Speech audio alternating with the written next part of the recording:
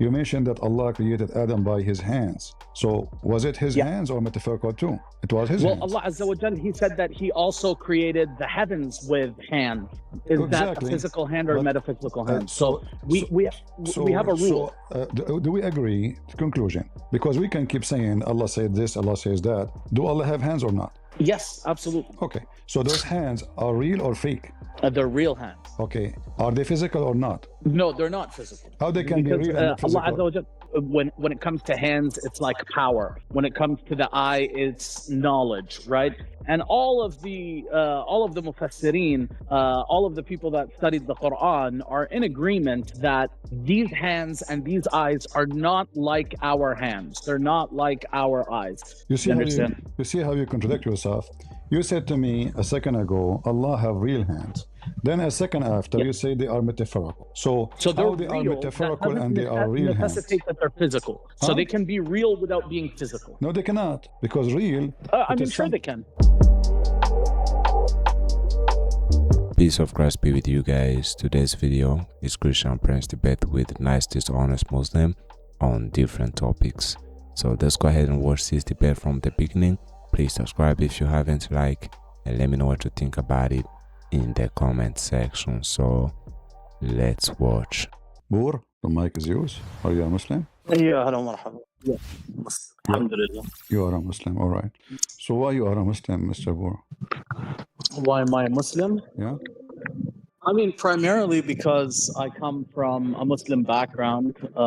You know, my family is Muslim. All right. From a Muslim country. So that's reason number one. Reason number two is because I think Islam provides the most coherent worldview for somebody who's monotheistic. You know, somebody who doesn't want to worship a man or worship an idol or whatever. Okay. So Islam is really the only option. But, when you say coherent, what does that mean?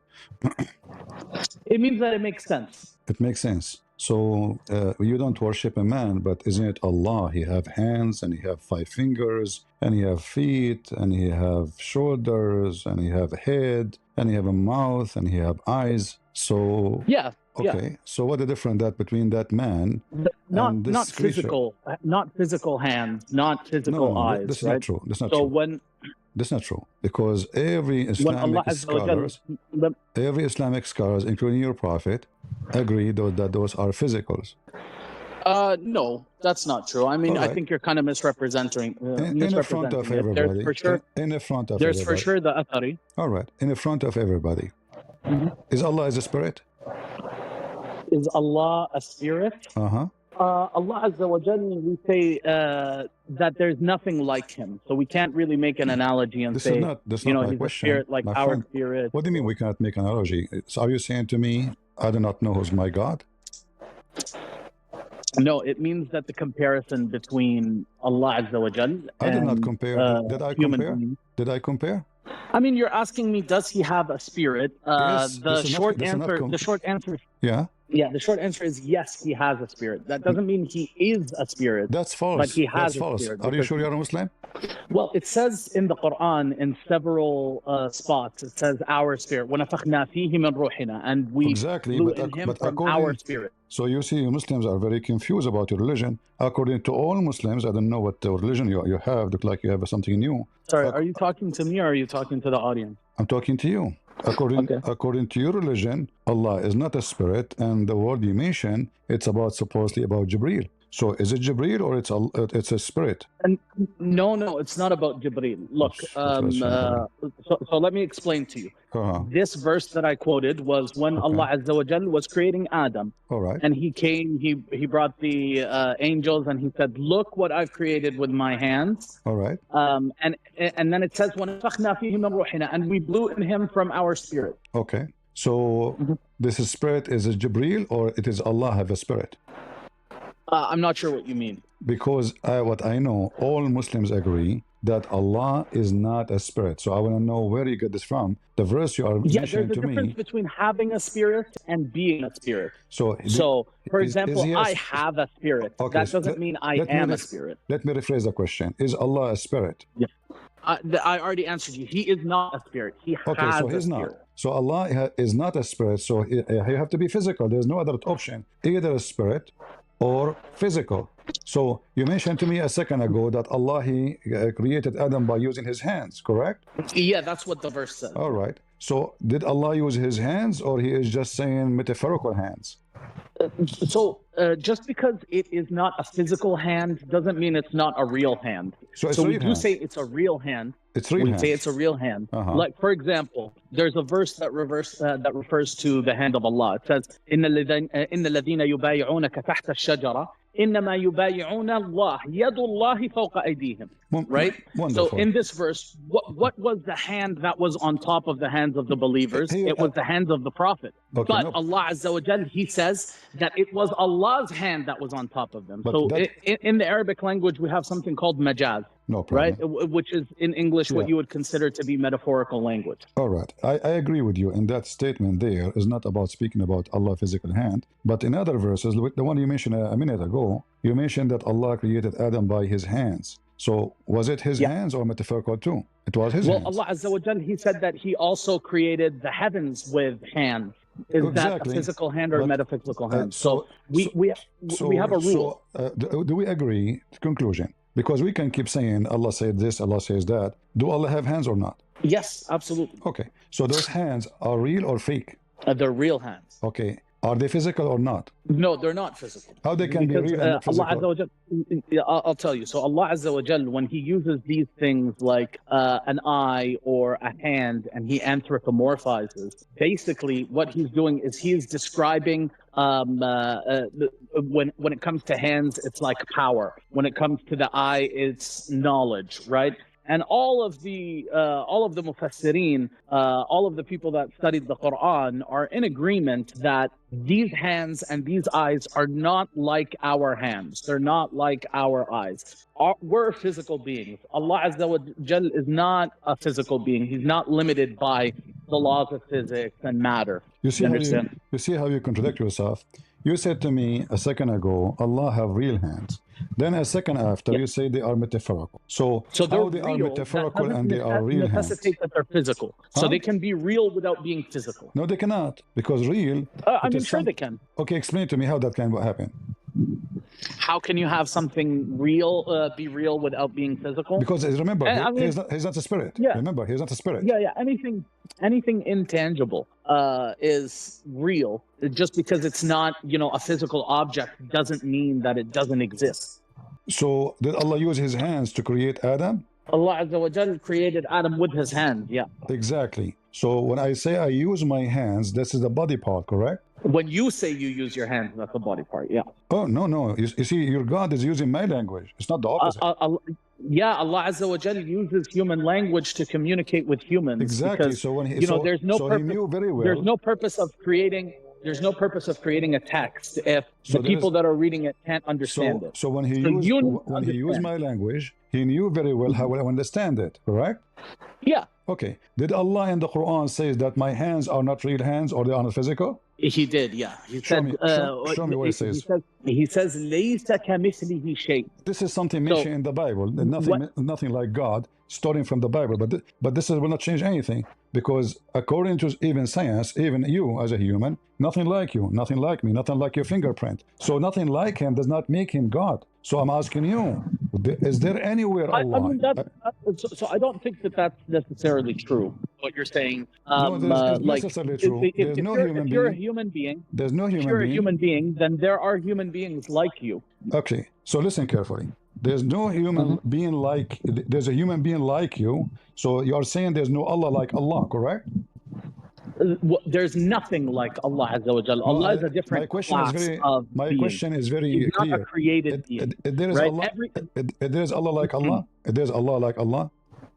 So there is no being that exists that is like Allah Azza wa Jal. All right. In the Quran, we will go back to the hands, which is very funny how you describe it. You say it is real, but it's not physical. That's not funny. Just before we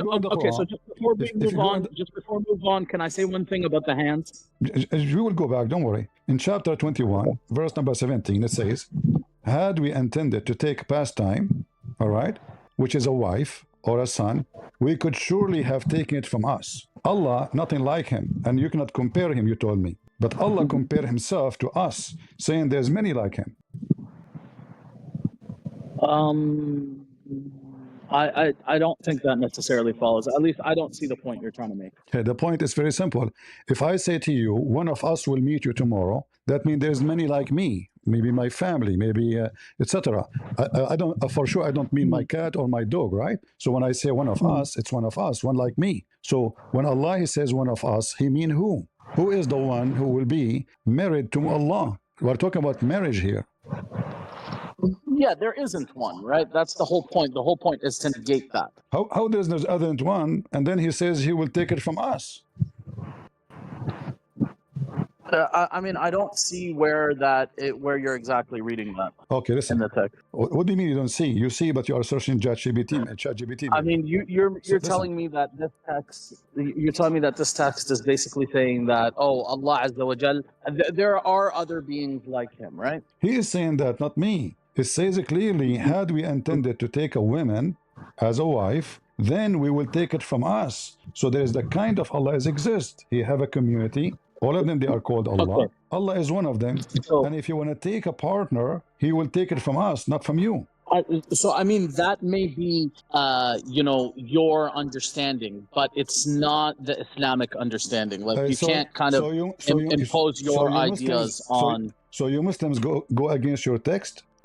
Well, it's not going against our text. It's just that you can you show me where can you get me because if this is what the text is saying. In order to get the text in different meaning, you have to give me the reason to say to me, I have a proof that this is not Allah meant, because here is saying about taking a partner. Yeah, and the partner is from us. Okay, listen, I want you to explain to me. Let us say you are smart and you know it better than me, and you can explain it. Explain it to me. Go ahead.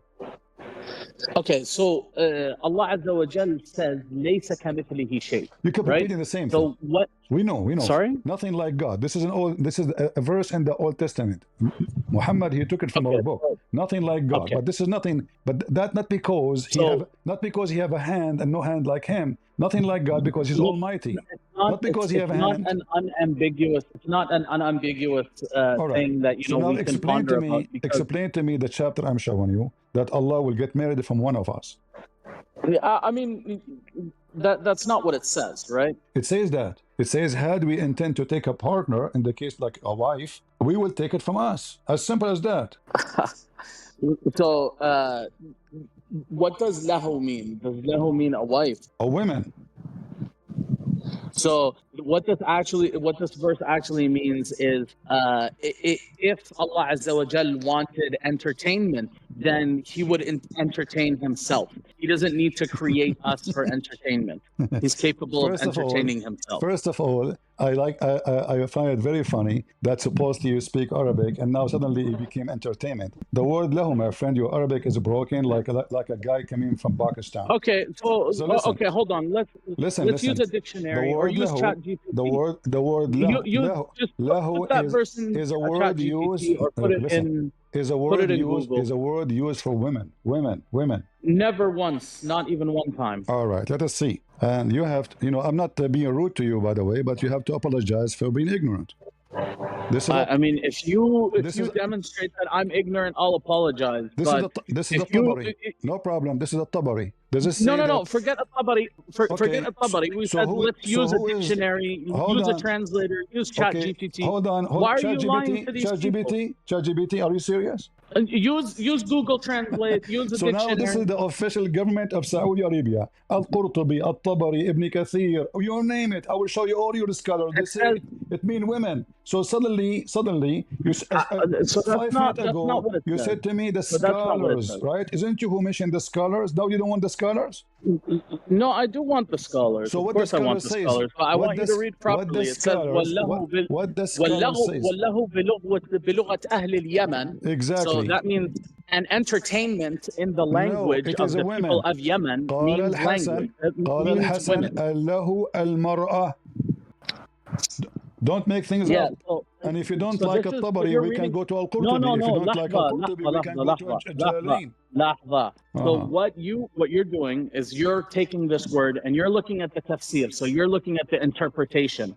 And what you're reading is these people are saying that entertainment here is interpreted as women. That doesn't change the fact that the word that you're looking at is entertainment. And if you don't want to lie to these people, if you want to be honest, show them. Why the scholar, they say, you're saying to me in front of everybody that, guys, I am looking at the interpretation, but the interpretation saying in the language the word lahu mean women. Okay, so when we deal with tafsir, this is the nature of tafsir, right?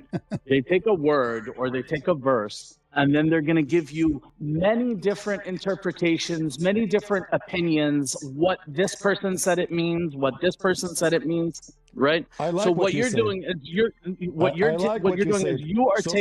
taking 3 or 4 words out of a whole page, and you're trying to say this is what it means. You're being dishonest. We are willing to read the whole interpretation, not a few words. It's you who's trying to escape the embarrassment. I'm not trying to escape at all. I'm trying to establish. I'm not telling you. Look. Show me where the scholars. I'm trying to establish something. Okay, hold on. What's written in this page here? What's written in this page here? Why all the scholars saying it mean women? All the scholars. This is not me. Okay, what they're saying is that the intended meaning behind using this word, which is entertainment, it means women. That's what they're saying, right? So they're saying that's the intended meaning of the text. Allah will take entertainment. Guys, did you hear it? According to him, he tried to fix it. Nothing like Allah, but Allah needs entertainment. Remember? Okay, but it's not according to me that's trying to fix it. No, according to you. You are the one who used to. I just want to establish. I just want to establish one thing.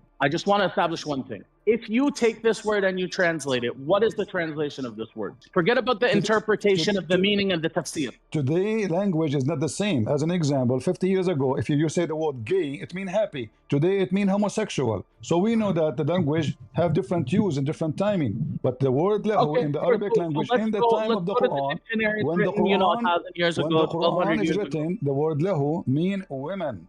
That's not what it means at all. So why they are saying it's women? So if you look at the different usages of this word, because it's not the only time that it occurs in the Quran. So kalimat lahu, it appears in the Quran multiple times. Right. And I can tell you that not once does it refer to women. Okay, listen. If you're honest, you can bring up the verses and you can look at it. Are you saying, but you don't even want to show these people what this word translates to, because I guess you want to be honest. I am showing the interpretation done by the highest scholars, not you. Now look at a translation. Look at a translation. I want you to say to me that Ibn Kathir, Al-Baghawi, Al-Qurtubi, all those names are stupid, and you are the one who know Arabic very well. Just say it. Okay, so let me read what's written on this page that you brought up. This is your screen, not my screen. All right. Okay, so it says, لو أردنا أن نتخذ له. It says here, اختلفوا في اللهو. So they disagreed about lahu. Okay. قال ابن عباس في رواية عطاء. So Ibn Abbas said in the narration of عطاء, اللهو المرأة. So lahu, entertainment, is a woman. وهو قول الحسن وقتادة وقال في رواية الكلبي, and it's also the opinion of الحسن and قتادة. And in the narration, الكلبي said اللهو is الولد. So اللهو means the son, to have a son. Right. وهو قول السدي وهو في المرأة أظهر لأن الوط يسمى لهوا في اللغة. It says, and it's closer to the meaning of a woman because intercourse is sometimes called lahu in language. Horrible. والمرأة محل الوطء, and it is a woman that intercourse is had with. Hold on. So guys, look what happened. We will continue. So now you try to fix it, you make it more horrible. So Allah is saying, if I want to F somebody, excuse my language, if I want to have, because wata here is an insulting word, it's not even intercourse, it is effing, raping. So if I want to do, because you hump somebody, you jump on the top of a person. So you are saying to me, if Allah, He want to F somebody, He will F nobody, or He will F a woman. Here it says a woman. They are explaining to you what the word lahu mean. So the Allah entertainment is to F a woman, or even a boy, as you see.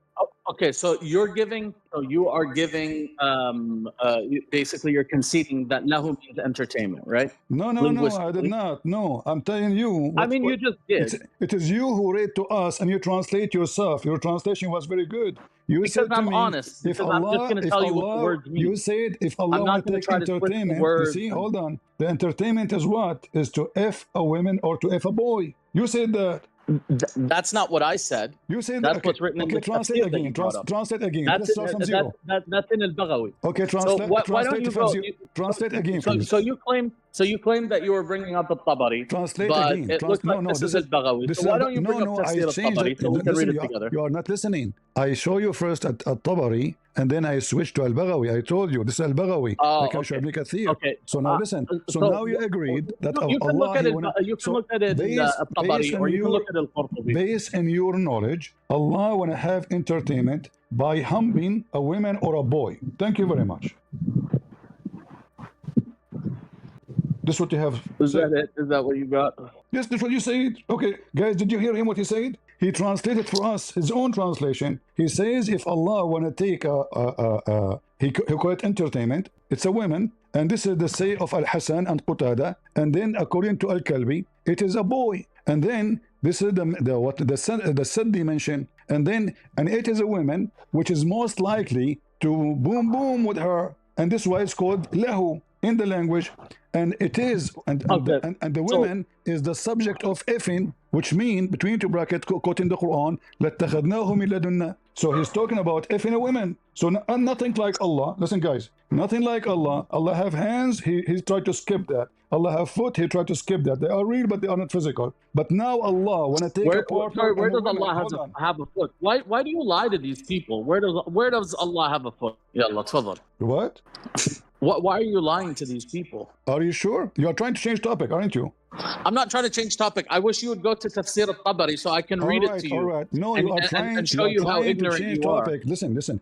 Nobody can play this game with me, but I will go with you. Just trying to. I will try to save you. Yeah, go to Tabari. Hold on. Let's read this Tafsir. Hold on.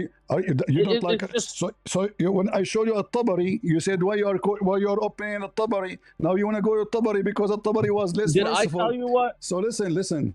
So listen. Allah, He have a shin. Is that correct? Allah have a foot. It's who's lying? Me or you? Where does Allah have a foot? Sorry. Are you sure? Just to be clear. Are you sure? This is in the Quran? Is it in the Quran? No. I challenge you. If you bring the word foot from the Quran that Allah has a foot, then I'll say that you defeated me and you're more knowledgeable. But no problem. It's not there. All right. Here we go. You see my screen? Yeah. You can just say the verse. يوم يكشف عن ساق. No, I want to show it to you. I want to show it to the audience too. So saq is not foot, right? No, and this is not referring. This is not referring to Allah Azza wa Jalla. Saq is a shin. Are you saying to me Allah have a shin without foot? No. This is not referring to Allah Azza wa Jalla. This is about Allah. No, it's not about Allah. Apologize because I can show you what your prophet said. No, you apologize because that's not foot, right? You apologize because I can show what your prophet said, and then you are. Okay. Are you trying to say that saq is foot, like you said that entertainment is women? Saq is shin, and you okay, so it's foot in the Quran, or did you lie to these people? No, I said that your God have a foot, Allah have a shin. You said to me, show me where. I said, okay, let's go here, and this one it says shin. I will show you. So now, first of all, do you admit that Allah have a shin? Yes or no? No. So this doesn't refer to Allah Azza wa Jal. What it's talking about when it says يَوْمَ يُكْشَفَ عَنْ سَاقٍ, it means that people are raising their robes because they're walking quickly, right? Really? So in the style of these people, how they dress. It says the day which Allah himself will expose his shin, not you. Where does it say Allah himself? Okay, you claim to have knowledge. Which interpretation? Which interpretation, my friend? Maybe Christian Prince. Hold on. I want you to expose a Christian Prince. As a rule, according to all Islamic scholars, Do they say that this is the edition of Allah? Yes or no? No, no. All right. In front of So everybody. the vast majority, If I show your prophet explaining that and saying this edition of Allah, would you apologize? I mean, I'm not saying that there's not a narration that might this have is not that narration. meaning, this is not. This is your prophet. It's not somebody saying so. Somebody said that's that. what a narration. Yes, it's somebody said. Somebody said. Somebody said. Okay, so are you saying this is a lie? Your prophet was lying, or you Muslims are lying about what your prophet said? No. So the hadith and hadith science, right? It takes a lot to extract an authentic narration, right? You can't just take hadith, any. But this hadith is authentic. According to whom? According to the Muslims. What I would do now? So according to who? Okay, so you're saying the Muslims, but the Muslims are differing in opinion. There are those that tell you that it's authentic, Islam and there are is those an that opinion. it's not. Everybody. So now for you, it's not the shin of Allah. For Muhammad, the shin of Allah. For a billion Muslims, it's the shin of Allah. But your Majesty don't like that. So look, when we deal with these narrations, right? We say العلة في الأصل العلة في النقل وليست في الأصل. So that means that the error is in the transmission. But if the Prophet sallallahu alaihi wasallam said it, then we accept it, right? According to the one who studied the hadith, they say this is authentic.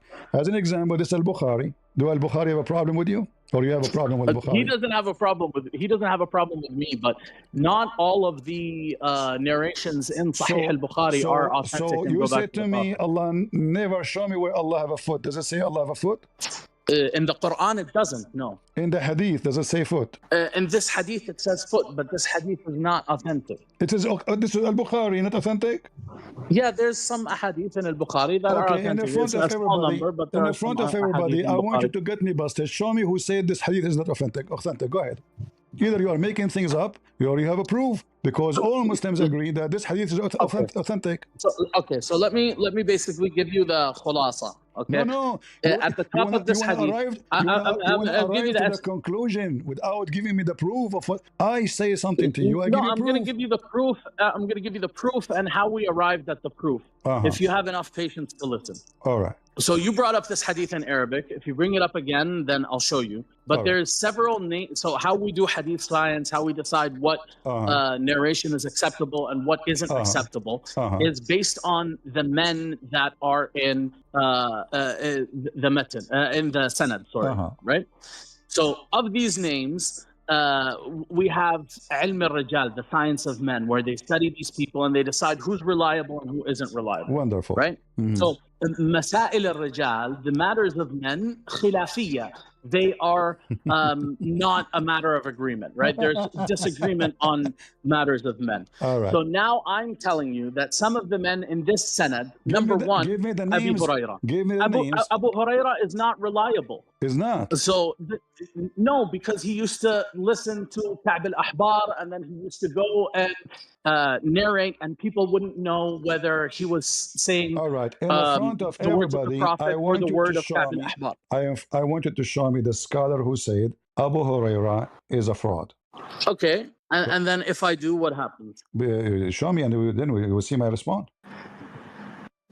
I mean, this is kind of out of your scope, though, brother. But no, because you see, I have all the evidence that Abu Huraira is a trustworthy for the Muslims. Okay. And you see, so why don't you go? After okay. If we take Abu Huraira, I'll show you. If we take why Abu don't you Huraira go into Google? out of Al-Bukhari, Al-Bukhari became empty.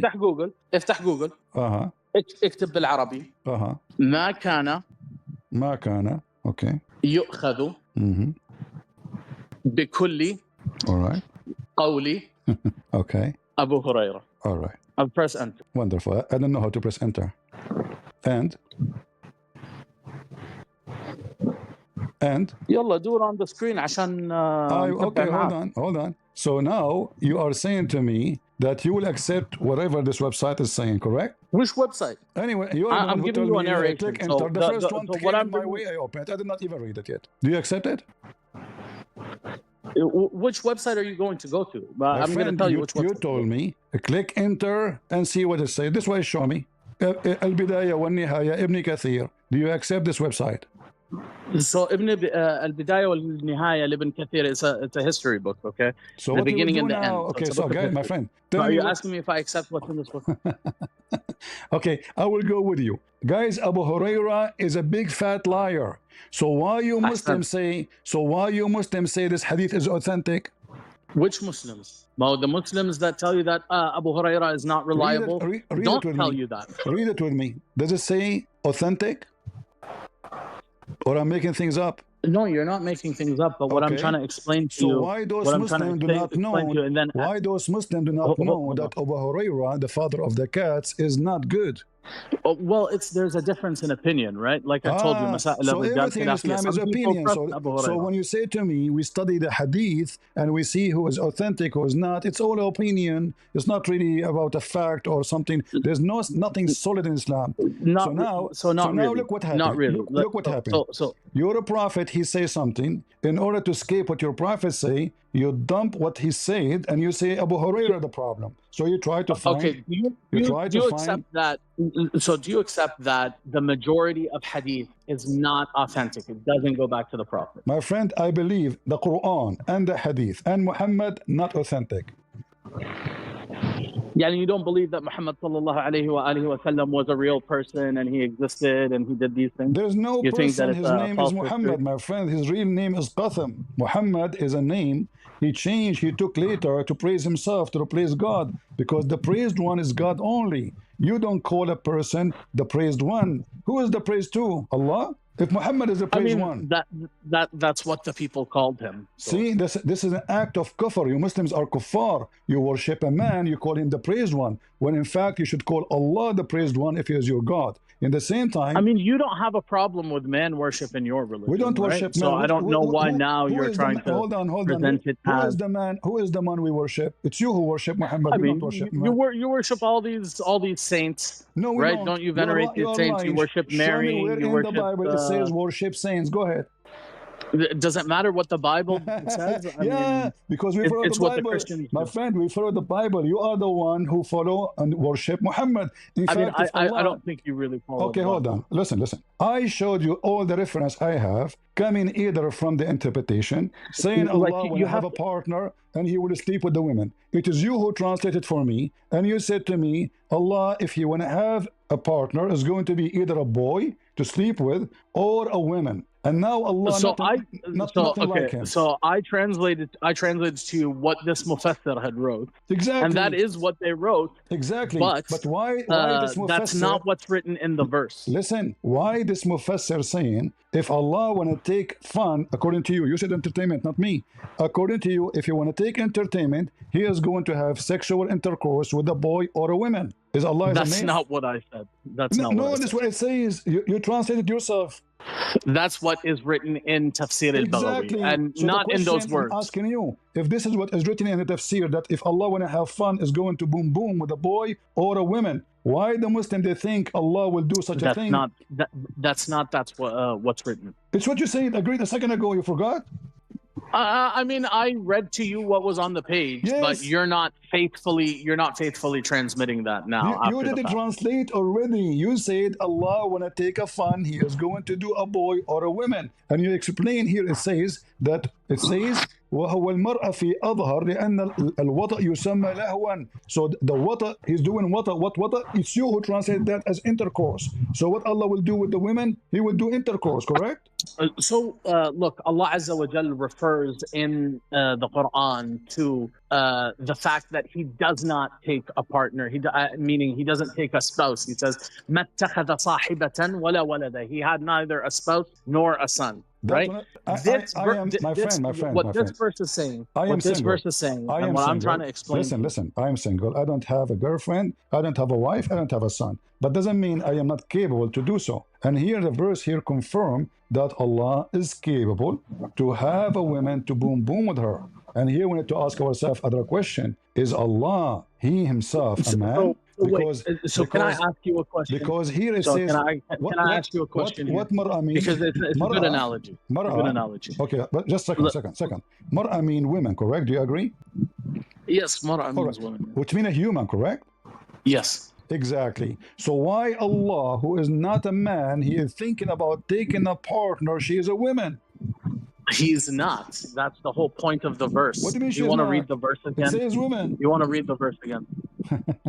He's saying if Allah Azza wa Jal were to take, some sort of entertainment and want entertainment, then he would do it with something, not with us. Like he's capable of entertaining himself. Exactly. That's what the verse says. But here it's obviously all the scholars agree that this is about intercourse So go with to a Tafsir female. al-Tabari. Or with a boy. I don't. You went to Tafsir al-Tabari first. Go to So, okay, Tafsir al-Tabari. I want to ask you, do you like al-Tabari? Say yes. I mean, I like the fact that al-Tabari includes narrations with the actual sanad. So that right. I appreciate that about al-Tabari. So now tell me, start from the first line in the Tabari, what it says. يقول تعالى ذكره لو أردنا أن نتخذ زوجة وولدا لاتخذنا ذلك من عندنا ولكننا لا نفعل ذلك ولا يصلح لنا فعله ولا ينبغي لأنه لا ينبغي أن يكون لله ولد ولا صاحبة. Translate. So it means if Allah Azza wa Jal had wanted to have a wife or a son, then he would have taken that from himself, and he would not. However, he does not do that because it does not befit him, and he basically should not take a wife and a son. Wonderful. Look, guys, what he said. So Allah, if he want to take, he will take a partner, and it's your translation said from himself. So think about it. Allah want to partner with himself. Is he transgender, or he is talking here about a female women? As you see in the interpretation, they did not say Allah will do boom boom to himself. It said it clearly. If we want to take a wife, you see the word wife. It's you who in the beginning you refused to say it's a wife. I said to you it's a wife. He said no. Where it says wife, it says lahu. So you're saying that that's the interpretation. Yes, and exactly. That's what. But why the Muslim they come with this interpretation if it's wrong? Why do people have wrong interpretations? Like, why are people, cognitively limited? So is that what you're asking me? So why, are you saying the Quran? Why are people stupid? Are you saying the Quran did lie to you when Allah he says that we explain the Quran in details? No, Allah Azza wa Jal did explain everything in great detail. It's our ability to understand Allah explained everything, and the Muslim could not understand. Guys, Allah explained everything, yet the Muslim could not understand anything. I mean, we have definitely understood some things, and we've understood a great deal of things. Because you said that the scholars disagree. Actually, in fact, everything we talk about until now, you disagree. When the scholar they say something, you disagree. So the Muslims, after Allah explained the Quran very well, it turned to be his Arabic is broken. Because why you did not understand? Why the Muslims they could not understand something Allah he explained in details as you see in the Quran? Because simply the language is awkward, bad, not clear, and you Muslims are lost. So every one of you come with his own interpretation and his own opinion. So now we have a billion. So what it is? A billion religion. We don't have one religion. What it is that communication is a two-way street, right? There's not only the one that's doing the speaking, but there's also the one that's listening. Exactly. Right. So if you write something down and I go and read it, I'm interpreting the meaning from what you've written, right?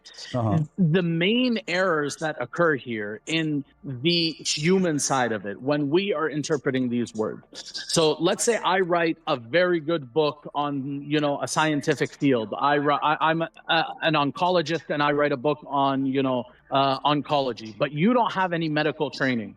So you go and you read this book and you tell me, this book doesn't make sense. It's backward. The meaning is it's undecipherable. It's just this book has no value, right? It's because you haven't learned to study this book, so you don't understand what's written in it. This is why it's necessary for us to have a Nabi sallallahu alaihi wasallam and his example. That's why we didn't get a tablet from the sky, right?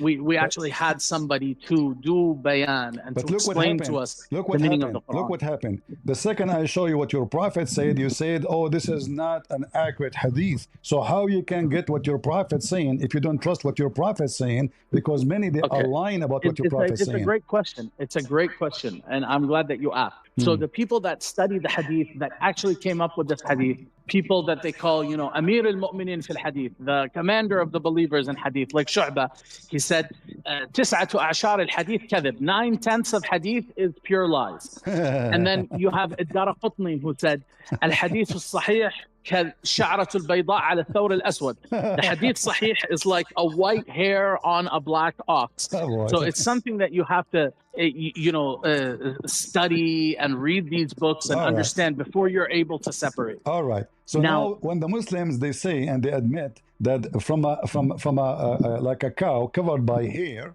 there's only one hair is true, the rest are fake. Aren't you saying to me that Islam is invalid no more? Because now the Muslims, they have books, 90% of it is false and fake, and now they say to you Sahih, they say to you Al-Bukhari, they say to you Sahih Muslim, they say to you Musnad Ahmad, and you agree, he disagree, the other one agree. So everyone now, he have his own religion, because remember, following a religion is based on understanding, not on just text that is written. You raise a good point, but it kind of indicates that you don't understand the stature of hadith compared to Quran. So when we say stuff like lawazim ad-din or al-aqidah, right, this is something that has to be derived from the Quran, from scripture, from Allah Azza wa Jal. Exactly. It's not something that we can accept. Look what happened. Look what happened. I show you Allah have hands. You don't say it is physical. You come with your own fallacy. You say nothing like Allah, or nothing like anyone. I mean, my friend. I mean, it's not me that says it, right? No, it's not me that says it. This is the fabrication of the Muslims, because they come in denial how Allah is going to have a hand. So they say he have a hand, but not like us. But that will not change the fact Allah, he used his hand to create Adam. Look, okay. when Allah, listen. My friend, what's your name? What's your name? Khalil. Khalil, listen, Khalil. You are a nice person, by the way. You are welcome to call me anytime. Anytime, you know. Well, thank you, I appreciate it. You are polite. You don't use bad language like other Muslims. I respect that. So listen to me carefully. Allah, he used his hands to mix mud. Do we agree? I mean, that's your own assumptions. I don't read that in the text. Don't you go by the Quran? Of course, yeah. Okay, so when Allah, he made the mud, do you Muslim believe that when Allah, he says sawaitahu, he used his hands touching the mud? I mean, no, that's not my reading of the text. Okay, explain to me then this verse.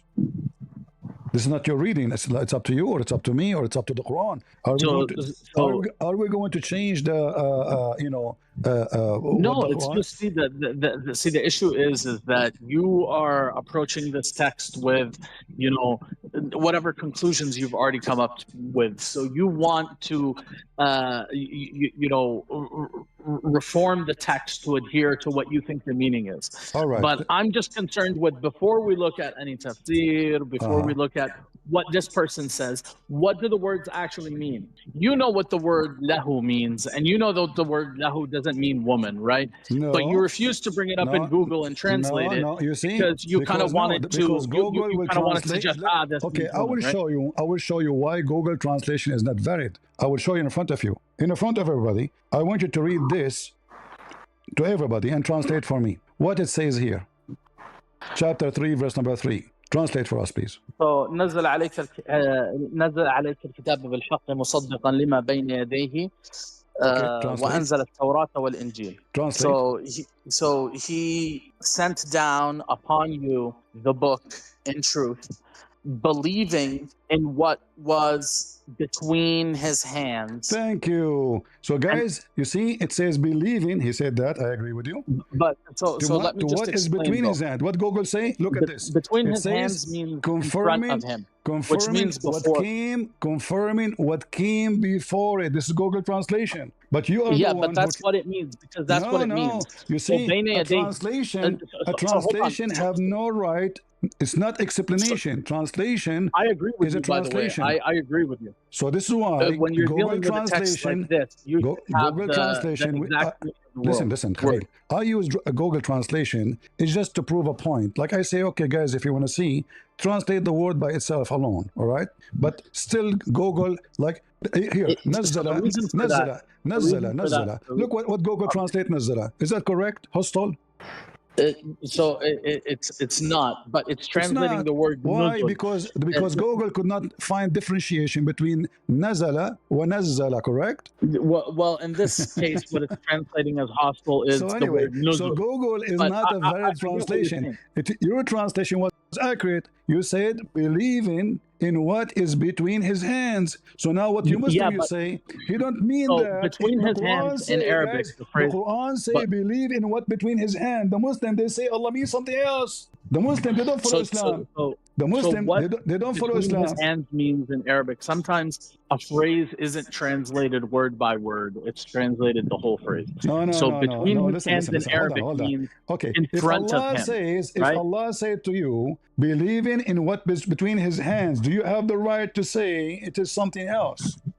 Okay, so what it's saying here is that the book, the book that was revealed, the book that was brought down, it is a confirmation of that which came before it. No. That's what the literal meaning of the verse is. No. Listen, your translation was accurate. It says believing, not confirming. There's a huge difference between believing and confirming. Believing mean you follow it. I can confirm for you that this letter or this verse is written in the Quran, but I don't believe in the Quran. So you mentioned the word believing. True. It says musaddiqa. Yeah. Musaddiqa means believing to what is between his hands. And what is between his hands? The gospel and the Torah. So now Muhammad in the Quran saying, I believe in what is between my hands. The Muslim, in order to avoid the embarrassment, because they keep saying to the Christians, your book is corrupted. But hold on. They changed the meaning. Dude. They changed the meaning from between his hands to what came before it. In case you're confused, just to make it clear, if you go back to the page that you were at before this, when it brings up all the verses that it says bayna yadayhi, you can go through it and you can see, oh, okay, this phrase in Arabic, bayna yadayhi, means in front of him, because it'll often, mention something, and it'll say that it is between his hands, meaning in front of him. Did Muhammad have the books of the Jews or the Christian between his hands? Yeah, well, no. I mean, he didn't. He didn't. I see. But I'll show you, he did. And not only that. But the Quran. And not only that, you're a prophet. He took an oath by the Torah, saying, "I believe in thee," and the Torah was between his hands. And this is not Abu Hurairah.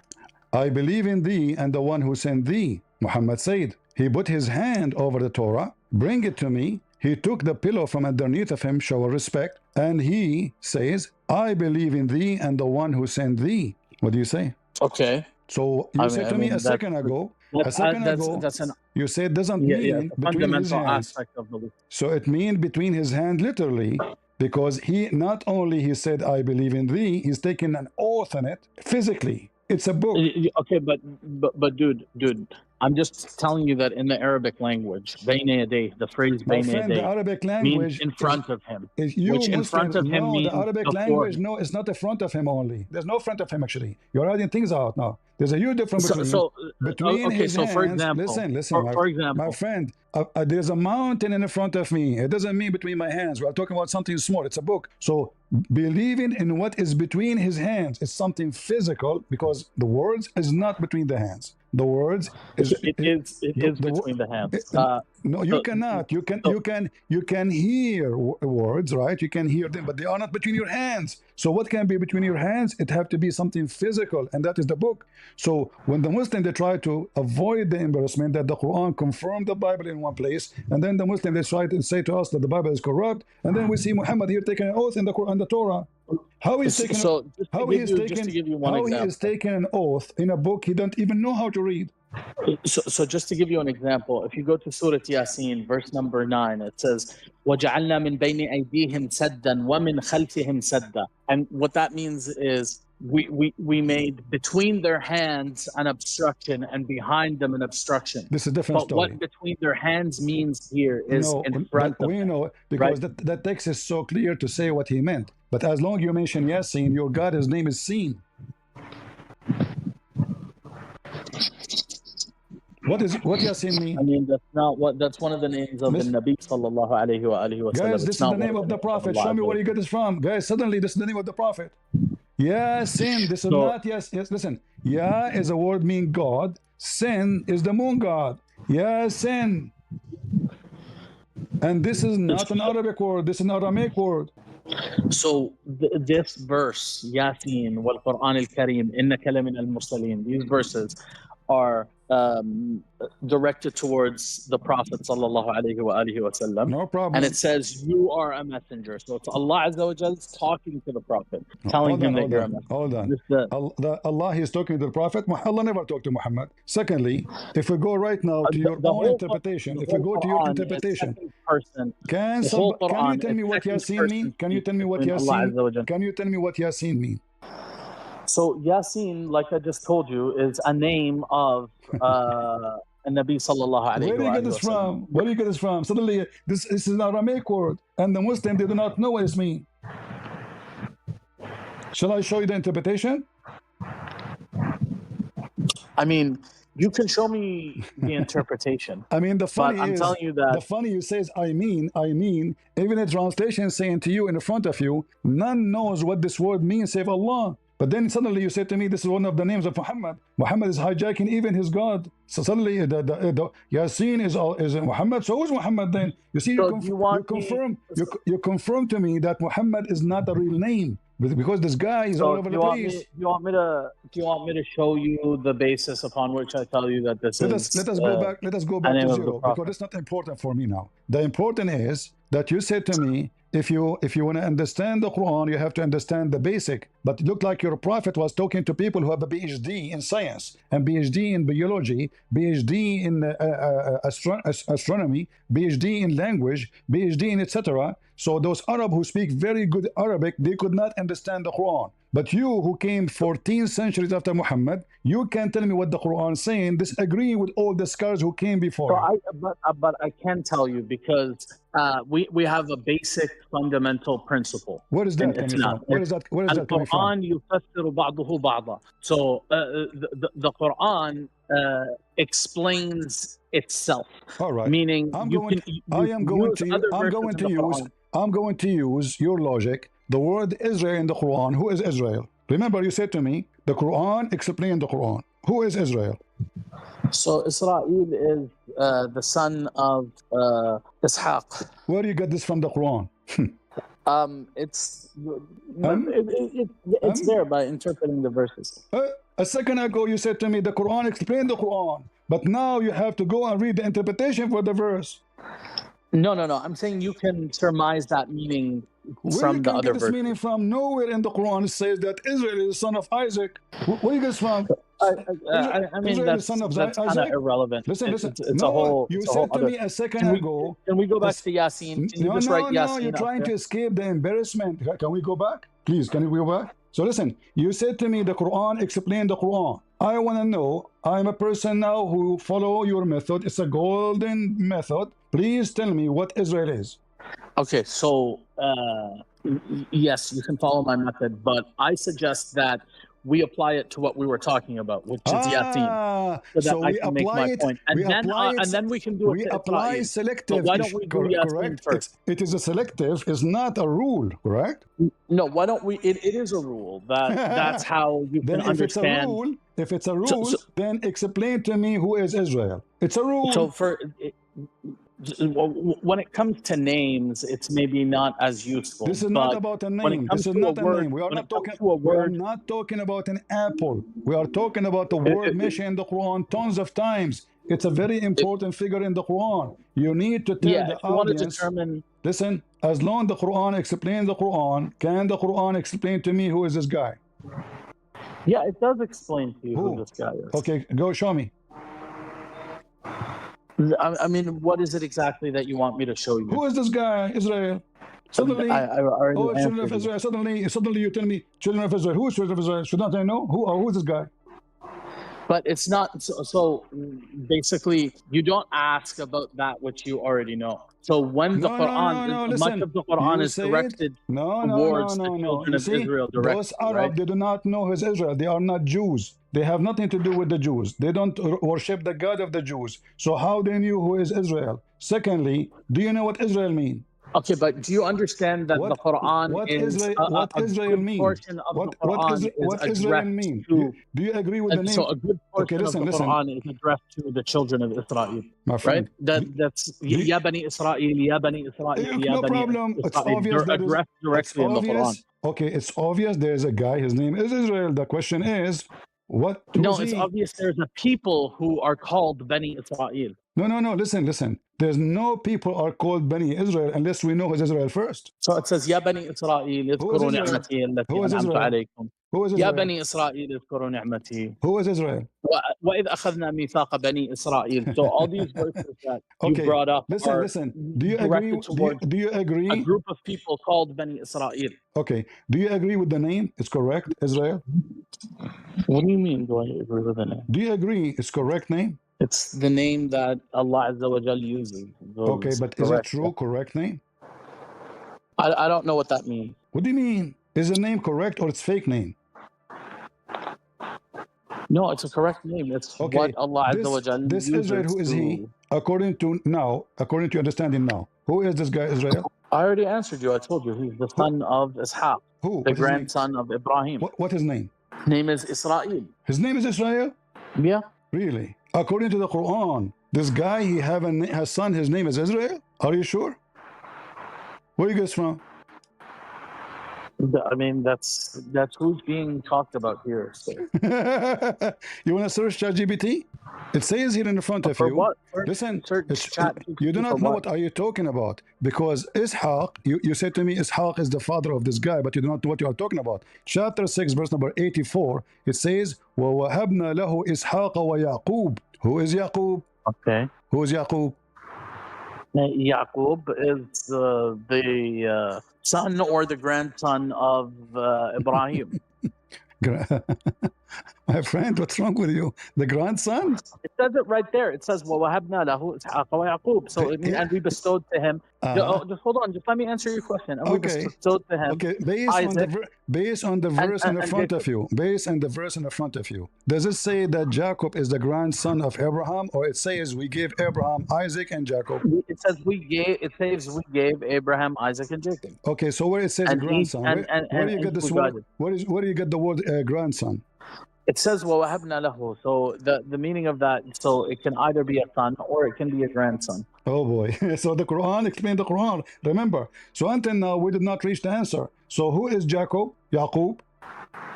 I already answered you. No, you did not. Is he Israel? Is he Israel? Direct descendant. Is he Israel? I mean, he might be, but I don't think that he could be. So how we will understand what this religion is about? How the people will know? How people will know? Okay, so, look, listen. It could be, guys. It could be. So now there's a guy. His name Israel. What the connection between this guy Israel and those people? If there's any connection? So look. Ibrahim. He had a name, and his name changed, right? And the same happens to where you get this name? Where you get this from? That the name changed? Because in the Quran it calls him Abraham, and then it calls him Ibrahim. So there's a name change in the Quran. Hold on. You said to me in the Quran it called him Abraham. In the Quran it called him Ibrahim. Can you show me the verse that says Abraham? Yeah, it's in Surah Al-Baqarah. If you refer, it is gone. You look at... Okay, give it to me. It's gone. The Muslims, they changed the Quran. You are right. It used to be there. So it's not gone. No, it's gone. It's gone. Okay, give me the verse in front of everybody. Give me the verse in front of everybody. So you just open up any mushaf and you go to Surah Al-Baqarah. Okay, so I have the mushaf in front of me. Here we go. Isn't it? This is a mushaf. Here we go. I mean, this is not a mushaf by definition, but no, you took it off. There's no Abraham no more. Zero. If you go to, for example, if you find what page number it is, and then you search for Quran page number, and then you bring the page, like the actual picture of the page. What the verse number where it says Abraham? So in the verses that talk about Ibrahim with his people, like when he's destroying the idols and... No problem, but this is the question, because I want to show people that go to Surah Ibrahim, I guess. I guess it's going to be in Surah Ibrahim. No problem, my friend. But which verse? Because I want to show people that you Muslims change the Quran.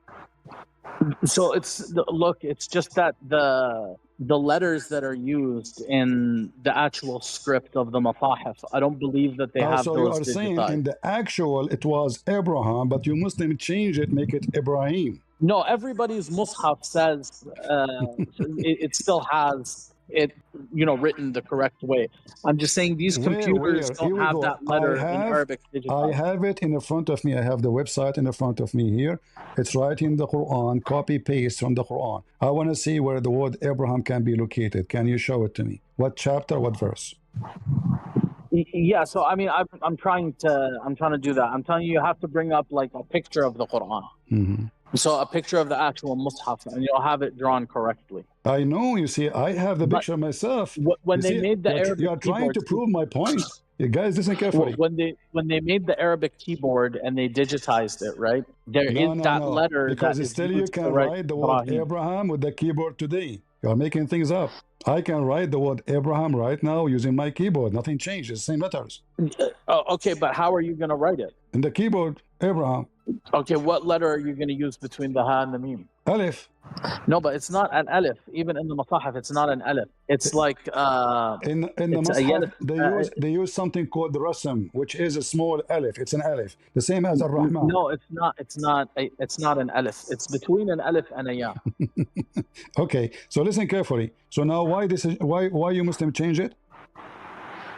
So what I'm telling you is I believe that these digital copies don't draw it correctly. I could be wrong. They might draw it correctly. That's false, my friend, because this is photo. But if you look at an actual Quran, you're going to see it drawn correctly. But look what happened now. You could not explain to me from the Quran who is Israel.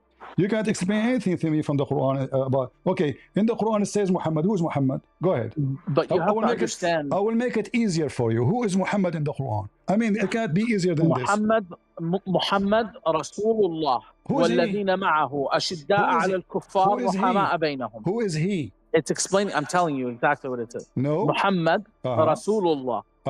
والذين معه أشداء على الكفار رحماء بينهم. Translate. That's what the verse says. Translate and let us laugh. It says Muhammad is the messenger of the divinity. And that's it. You continue, and he is. I mean that's the mawqa' al-shahid. And he is an aggressive criminal against the one who don't believe in Islam, right? But now you did not tell me who's Muhammad. I'm asking you who's Muhammad. Like in the Quran it says that Maryam is the daughter of Imran, which is wrong, by the way, because this is not her father. Imran is the father of Musa. Maryam is the sister of Aaron. Jesus is son of Mary. So everybody have a name except Muhammad. In the Quran, who is Muhammad? You said to me the Quran can explain the Quran. I'm asking you I'm not asking you if the Quran saying Muhammad is prophet or not. I'm asking you who is Muhammad. The Quran says children of Israel. The Quran could not explain who is Israel. Okay, the Quran mentioned Abraham. Who is the father of Abraham? So you don't need to explain things that are known, right? That's like a basic thing. Like you don't need to explain to these people who Muhammad is.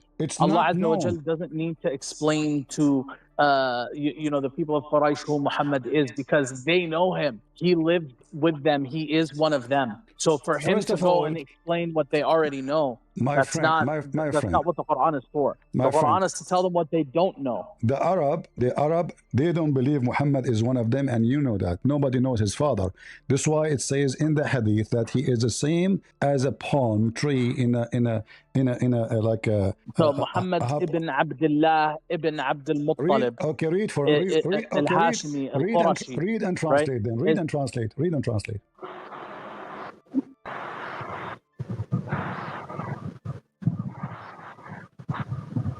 Go ahead. What's the purpose? The purpose saying that Quraysh, they say Muhammad, nobody knows who is his father. Yeah, because Muhammad, يا رسول الله إن قريشا جلسوا فتذكروا أحسابهم بينهم. They mention the lineage of each one of them, and they speak about you, saying you are the same as a palm tree in the top of hill in the desert, which means so Nabi sallallahu alayhi wa sallam's father died when his mother was still pregnant with him, right? So his mother Amina was married to Abdullah ibn Abdul Muttalib. So these people, Al-Hashmiyin, are Sadat Quraysh. People knew who his grandfather is. People knew who his uncle was, right? It's not, he's somebody who, it's not mysterious like Jesus. We don't know who his father is, right? We know who his father is. Who is the father of Jesus, according to you? So the father of Jesus, I just told you, it's mysterious. We don't know who his father is. What do you mean mysterious? You don't believe in the Quran?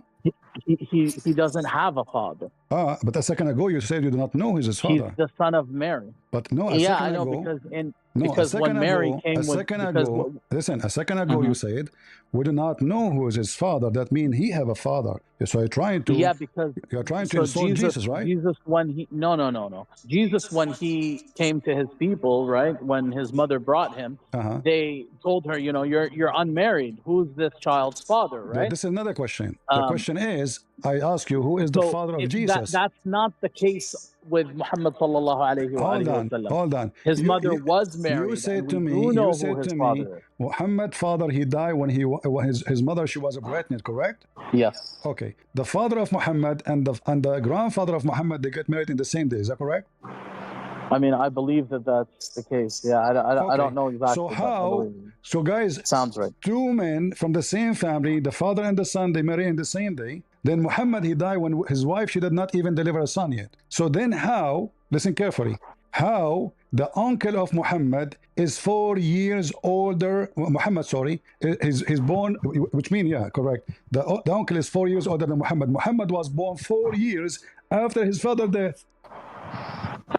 So Muhammad sallallahu alayhi wa sallam was born, shortly after his father's death. I believe his father died in the 6th month. He was born 4 years after his father's death. I can show you the reference. Yallah, show me the reference. And when you say that Muhammad is from a good family, go ahead and show me the reference. No problem.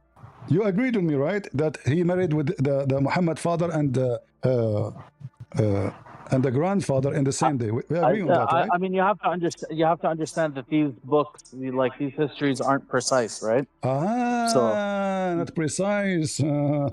It's not like you're quoting, Quran or hadith, right? So you see, when I say to you who is Muhammad, there's no precise information about him. It's you just now deliver me information to avoid the embarrassment. Of course there is. So, no, you just say it to me. There's no precise. Look. There's an aspect of history and how we deal with history, which has to do with corroboration, right? So even when we are dealing with books of hadith, it doesn't have to be, Western history, but it applies to Western history as well. Even though you can't take a source to be 100% reliable, right? You can still say that because this meaning was corroborated over a multitude of sources, then the meaning is correct. We can trust the meaning, right? We can say that this is mutawatir.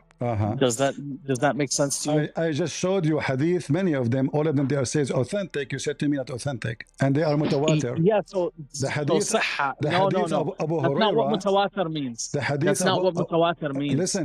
That's not what you don't understand. You don't understand what a corroborated narration is. No, it's so when they say hadith as-sahih, they're looking at the sanad. So they have a condition that they apply to their chain of narrators in order to determine if this is authentic or not. So they have their own conditions. This is not tawatur. They're looking at a single chain of narration. So they're looking at the men. They're doing ilm al-rijal, the science of men. So look, if we go back a little bit, when I showed you, it says that this hadith is authentic. Those people who say this is authentic, they were lying? No, they're basing that. So they're talking about the sanad. When they say sahih, they're talking about the chain of transmission. So it's still. They're saying according to our study of these men, they're all reliable. They all have good memorization. They all met each other. At least that's the condition that Al-Bukhari. See, Bukhari has his own condition. Muslim has his own condition. The other compilers of hadith have their own conditions, right? So that's what sahih means. It means correct according to this person's condition. It has nothing to do with tawatur, which is ma rawahu jam'un an jam'. So what's narrated by a multitude of people through a multitude of people. Ma rawahu jam'a an jam'. So you have to have multiple people on all chains of the transmission narrating them. I want to go with you. I want to go with you. Is the Quran you have mutawatir? Yeah, the Quran is mutawatir. Yeah. All right. I want to ask you then about a verse in the Quran in front of me. Let us see how far you can deny your own books and to avoid the embarrassment. It says الشمس تجري. What does الشمس تجري mean? So it means the sun traveled. Travel. Okay, do you agree that the sun travel? Yeah. All right. It says here الشمس تجري لمستقر لها. Is that a confirmed thing according to Muslims, or there's many other Quran they contradict this? I don't know what you mean. No, it's confirmed. It's ayah min kitabillah. So there's nobody change it, right? الشمس تجري مستقر لها. This is a mutawatir? Yeah, all of the Quran is mutawatir. All right, I want you to read the verse, the same verse according to Ibn Abbas and Ibn Mas'ud. So you mean you want me to read a hadith, or you want me to read tafsir? No, Quran of Ibn Mas'ud, Quran of Ibn Abbas.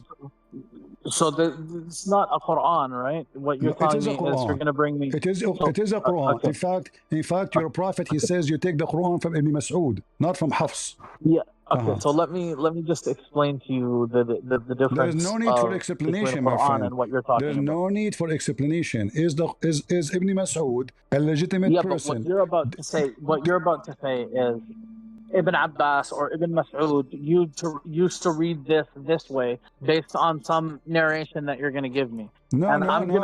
This is the Quran of Ibn Mas'ud. Ibn Mas'ud Quran says the opposite. وَالشَّمْسُ تَجْرِي لَا مُسْتَقَرَّ لَهَا. The opposite meaning. Okay, but so you don't have Quran Ibn Mas'ud, right? Are you sure? You have a narration that's going to say in Quran Ibn Mas'ud. You don't have the Quran of Ibn Mas'ud? Do you think that we have Quran Ibn Mas'ud? You don't? Say no. So, look, what we're saying, so Quran, what we're saying is the recitation of Ibn Mas'ud. Ibn Mas'ud used to recite it this way, right? That's what Quran Ibn Mas'ud. So Ibn Mas'ud, is Ibn Mas'ud one of the four your prophet he called you to take the Quran from? So none of you were asking me about mutawatir, right? So I'm none asking of you, is Ibn Mas'ud, is Ibn Mas'ud a legitimate person to take the Quran from? So Ibn Mas'ud, like this is, you're having trouble distinguishing between the transmission and what the actual text. You keep referring to this as Quran, you keep saying right? transmission. But the Muslims agree that yes, this is the reading of Ibn Mas'ud. You're saying the Muslims agree, right? But okay, if you're gonna bring, do Ibn Kathir agree that this is the reading of Ibn Mas'ud, or he deny it? No, I'm not going to deny it. No, I'm saying Ibn Kathir, not you. Ibn Kathir. Do Ibn Kathir agree that this is the reading of Ibn Mas'ud and Ibn Abbas? Yes or no? Do he say yes? I mean, look, Ibn Kathir might narrate that Ibn Mas'ud used to read this La mustaqarra laha. And is it wrong? Look, it's absolutely. Is La mustaqarra laha wrong? Yes, it is. Okay, so now I will go with you. Is the correct one that the sun run every day? Is it the correct one? What do you mean every day? This is about every day. Okay, you're adding this to the verse, but what the verse is saying is that the sun travels to an eventual point in which it's going to rest. All right. So can you read for me the interpretation for the verse? I mean, you're capable of reading as well, so I don't know why you're telling me to read it. Why don't you just say it? According to your prophet, and this is very authentic hadith, the sun run every day. You can't just say authentic hadith, right? I can, because it's what you Muslim you do. When you want, you say da'if. When you want, it says authentic, but you don't want to take it as authentic. So is it a lie now? So it's about how we deal with these different texts. Okay, I want you guys, here we go. The same drama again. I want you to tell me how you deal with this. All right? So the hadith is something that we call. My friend, this is Al-Bukhari and this is not Abu Huraira. Do you have objection for this hadith? Do I have an objection to the sanad? I mean, I didn't really look at the sanad, so we have to look at the sanad. You look at it. Okay, this is Al-Bukhari. This is authentic, very authentic. Yeah, there's a problem with this narration. There's what we call Really? illa, What right? is the problem? Yeah. في متنها نكارة, right? So there's something. في متنها نكارة. Who is Mr. Nakara here? Yeah. So the nakara here, right, is that it's called الرد بالعلم دراية, right? So that's deep. What is that? So الرد بالعلم دراية? What? It means that we can, it means that we can discount something because of our knowledge, right? So if we know something, so we can discard this because it sounds silly and it will make Muhammad look like an educated person, and obviously he is not telling the truth. No, so now I explained to you, right? Yeah, so you're saying to me. So the error is in the transmission, not this from is the authentic. source. This is authentic, and it's total agreement with the Quran. So what do? You put a needle in it to say, oh, this is not the Prophet saying that, when this is Al-Bukhari. In fact, it says here, and this is the meaning of Allah saying, chapter 36, verse number 38, and the sun ran to its course. So look what you have done, Khalid. Each time I show you something, even though it's from the most authentic source of Islam, you say to me, there is something wrong with this. You know why? Look, because it's you're obviously saying that Al-Bukhari is the most authentic source of Islam. All the Muslims agree. That's not, all the Muslims agree. All Muslims agree that the Quran is the primary source. So when I have, for example, in a second, okay, I will make shortcut. In a second, you will deny the Quran. Do you want to bet? I'll never deny the Quran because that's how that's the source of truth as far as I'm concerned. Let us see if it is a source of a truth. All right, we want to see in a second, and let us see how you can fix that. Now you will say to me, Allah, he don't mean this, Allah don't mean that. No, it's very simple. Chapter 23, verse number 14. Do you believe really in this verse to be coming from a true God? Yeah, of course. ثم خلقنا النطفة علقة فخلقنا العلقة مضغة فخلقنا المضغة عظاما فكسونا العظام لحما ثم أنشأناها خلقا آخر فتبارك الله أحسن الخالقين. How Allah says semen? What is your objection? How Allah says semen become a dead blood? Okay, so that's not what alaqa means, right? This is what alaqa mean. So alaqa means a leech, right? No. alaqa الدم المتخثر. Okay, so why don't we put Google between us, imagine between us. It's a dead blood, and then the dead blood will become a clot. It's so obvious, it's a clot, and then little lump. Is that what science says? So hold on. Let's agree that the word alaqa means leech, and then we can the word alaqa. The word alaqa mean alaqa, which mean Arabic الدم المتخثر. If you cut your skin, translate it for your viewers. I already know the translation. Translate it for your viewers, not your opinion. What does Google say? What the translation saying in front of you? Read it. This is the Muslim translation. Forget about your translation. I'm asking you about the word. This is not my translation. This is the Muslim translation. Read it. Okay, just right-click the word and translate it. We'll go again to the same game. Right-click the word and translate it. The same game? I just showed you that Google will give us what the Muslims say. Okay, so why do you not want to do it? It's like, why don't you want to be intellectually honest? Why they are saying here that this is a thick, why they are saying here that this is a thick dead blood? I mean, that's you're asking the wrong person, because I know what the word means. Okay, listen. Okay, I want you, according to science, do semen become something else? Nutfa is a semen. Does protein synthesis happen, and then the information encoded in the DNA the verse is so clear. The nutfa became a dead blood. It's not a protein, it's a nutfa, it's a semen. So the semen transformed into a baby. That's what the Quran is saying. The nutfa. No. Al-alaqa, this describes the shape and the appearance of the embryo in its stages of development. But before it looks like a leech. First of all, this is very funny, the shape of the embryo. Where is the word, the shape about embryo? Where is the embryo? No, but I'm telling you what this means. Like, when I say that something, now you are making things up. You're making things up. Okay, what nutfa mean? Okay, so if you're saying that I'm making one by one. What nutfa mean? In fact, one by one. Okay. What nutfa mean? I mean, look, it's it's a hard word, right? You do not know what nutfa mean, really? Why it's hard? It's harder than alaqa. Alaqa is nutfa. What nutfa mean? So alaqa is a lot easier because I can tell I'm asking you about what nutfa. the root verb Why you want to skip the first word? What nutfa mean? So nutfa here, I believe, is referring to like the sperm. The sperm that encodes, you know, the according information. To science, do the sperm become a baby?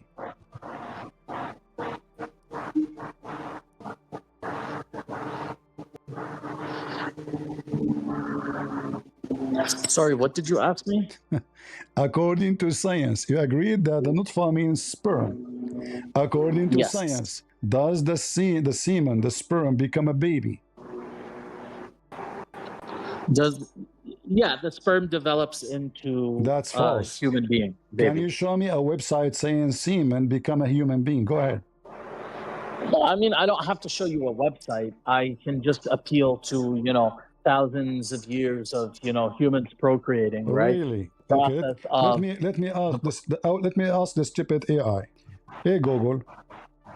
My friend, he said that the semen become an embryo. Is that true? The claim that semen becomes an imperial, likely a misspelling of embryo, is incorrect. Semen is the fluid that carries sperm, which are the male reproductive cells. An embryo only forms if a sperm cell successfully fertilizes an egg from a female. Without that fusion of genetic material, semen cannot develop into a human or any other organism. So do the semen itself become a baby? It's not human, so it's not semen alone, no, right? semen does not become a baby. It is simply a transport fluid for sperm. A baby only begins to form when a single sperm cell fertilizes a female egg. The semen itself is eventually absorbed. See? So this is absolutely false, you know, knowledge. And then he said that the lump became bones. So according to science, according to the science of Allah, the last thing is bones. Is that true? See, the problem is that you are refusing to like read the words for what they are, right? You want to impose a meaning that you've already reached. So you're not able to actually be honest about what when we mention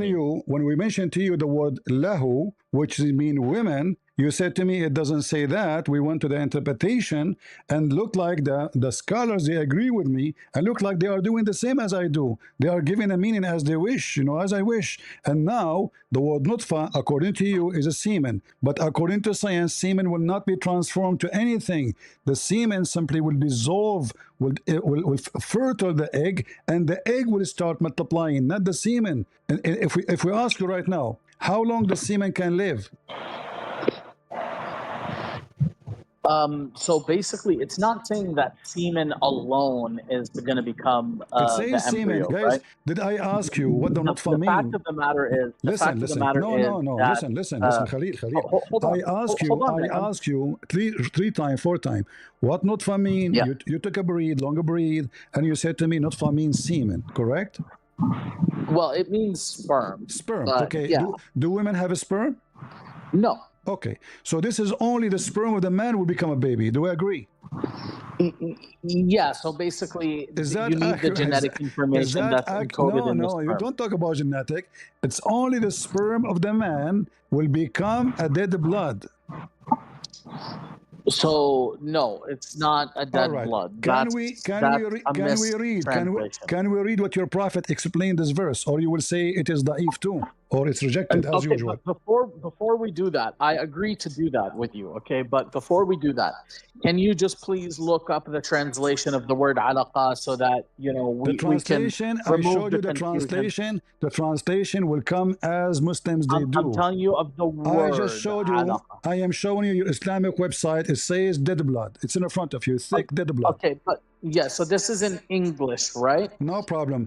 In order to understand it very well, who can understand Arabic? I just want that word, dude. I just want that word. No problem. Okay. And then you can...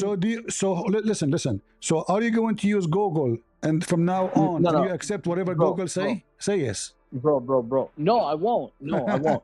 But you could, so why you want to use Google? We have your Islamic translation already translated as dead blood. So now read with me. How about we look at the Mu'jam? This is your prophet. Okay, hold on. I want to show the dictionary. Do you like to read dictionary? Yeah, we'll look at a Mu'jam. All right. Let us see. We open dictionary and we read together. So anyway, man, it's like you think I'm trying to like do like a gotcha, but that's not what it is. I'm actually being No, you're intellectually trying your honest best. here, and I'm trying to tell you, remember like, everything the word, I show you, everything you so show, dude, hold on, you're not even letting me everything speak. I show you, you come with an excuse not to accept, even though it is authentic Yeah, in your. it's Okay. because, dude, it's because you're straw manning the IDs, We will right? see. You're We will not see. being honest. You ask for a dictionary. Can you please read the dictionary? Read. Read it. You ask for a dictionary. This is a dictionary. Yeah, I mean, hold on. If you close this and you scroll down, What? like it's so. You Look, asked me for a the problem dictionary. is, You begged for it. You problem said, is, "I want to." Why you don't show dictionary? Why you don't show dictionary? Dude, Okay, this show is the dictionary. problem, right? Uh-huh. The problem is that I know the root word, right? And the root word comes from 3 letters, alaq, right? Which means it stuck Dead? or it clings No, to, right? it means And dead it's blood. a word. It means dead blood. That's not what it Yes. means. Like even you would say alla, My right? friend, Into do you see the Lebanese, dictionary? alla, Listen, alla fi, right? did you It stuck ask? to it, No. right? Did you ask for the dictionary? Did you? This is the dictionary. The one you asked me for. Now you don't want it? Yeah, but dude, so I'm just trying to tell you that it means leech, right? No. That's what the word means. No. Right? No. It's never ever. No. Secondly, the semen will never become a leech. That is another joke. I understand that. Number I understand three, that. What I'm trying to tell you is, you're a prophet. He explained, and this is an accurate hadith. You cannot tell me this is a weak hadith. I challenge you to say to me this is a lie. You're a prophet. He said the following. I can look at. I can look at the. I can look at the sanad. When the drop of semen remain in the womb for 40 or 45 nights. Do you agree with your prophet?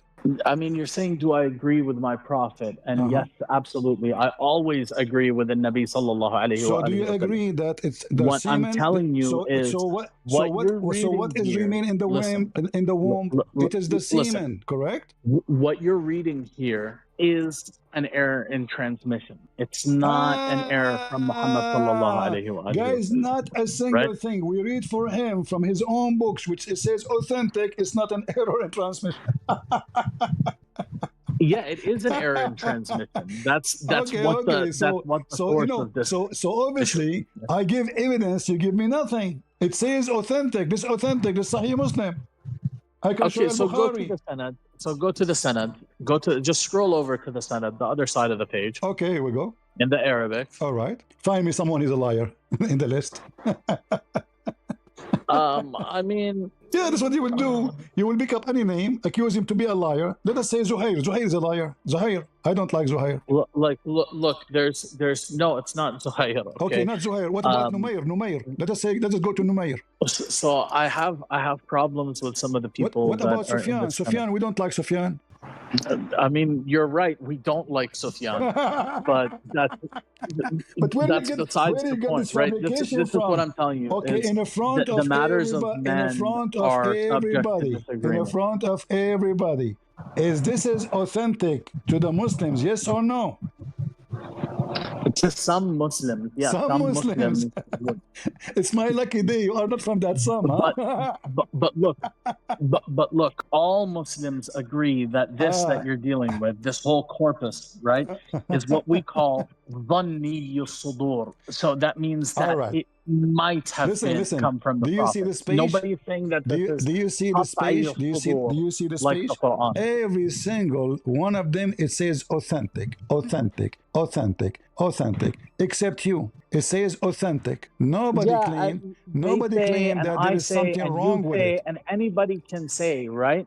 Anybody can say, exactly, guys. Now we know what Islam is about. Anybody can say in the Quran too, like Hafs himself is accused to be a liar. Is that correct?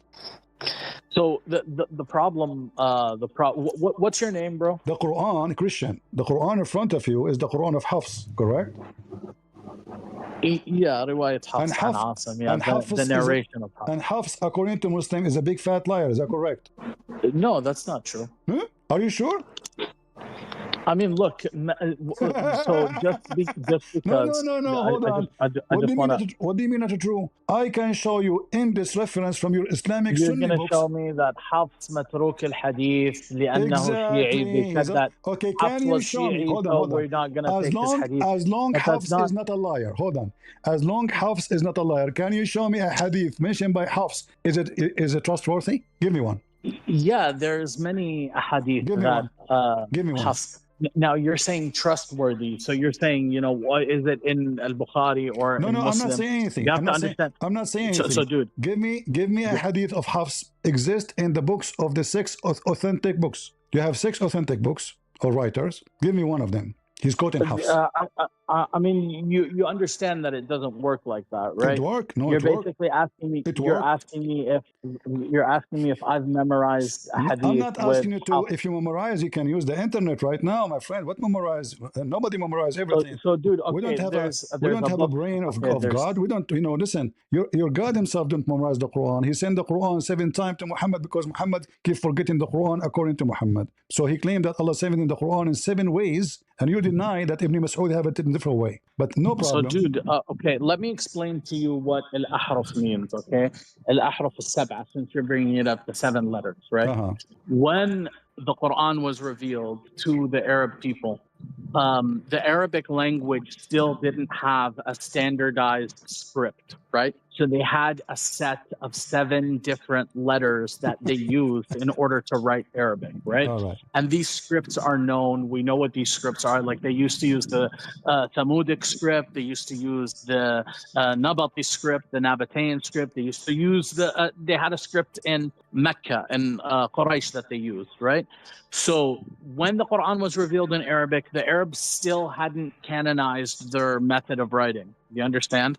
So that's what Nabi sallallahu alayhi wa alihi said, meant when he said, you know, unzila ala sab'ati ahruf. So it came down upon 7 sets of letters, 7 alphabets, right? That's what that hadith means. So I hope that clears things up for you. No, that's not clear because you see, Musa's the Jews, they have many tribes. They have 12 tribes, and they have different accent. And some of them they are born in Egypt, and some of them they are born in Iraq, and some of them is here on there. Still, they have one Torah. They don't have different accent, and God did not send them the Torah in 7. Who told you that? And God did not give them. God did not give them. Did Allah give Jesus 7 Injil? If you go to Palestine, listen. If you go to Palestine, you'll meet some people, some Samaritans, right? That they have their own Torah, and it's not the same as the Torah that the Jews have, right? Are you saying that those who have different Torah they are sent to them by Allah in 7 ways?